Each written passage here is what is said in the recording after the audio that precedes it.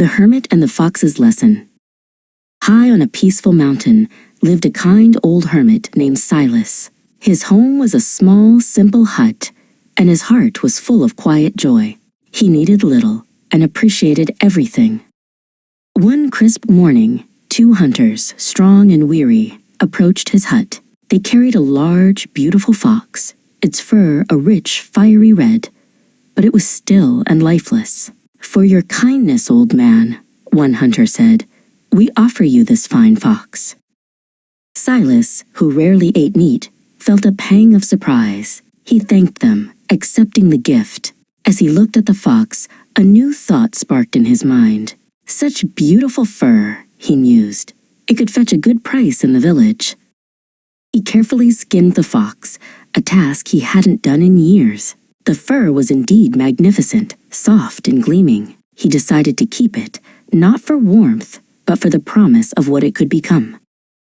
Soon, the thought of one fox fur turned into thoughts of more. He started venturing down the mountain, trading small herbs for coins, saving them to buy more pelts from passing traders. His simple hut began to fill with bundles of fur. Silas, once content with little, now spent his days counting his furs and coins, always wanting more. He no longer noticed the singing birds or the rustling leaves. His joy was replaced by a constant worry of losing his growing treasure. One night, a fierce storm swept through the mountains. Rain lashed down, and the wind howled like a hungry wolf. Silas huddled inside his hut, clutching his most precious furs, convinced they would be safe.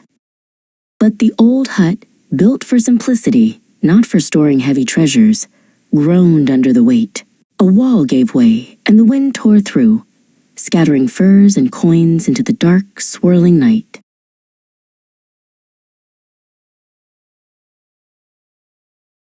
By morning, the storm had passed, leaving behind a trail of destruction. Silas looked at his ruined hut and the empty spaces where his treasures once lay. All his effort, all his worry, had come to nothing. His heart felt heavy, but also strangely light.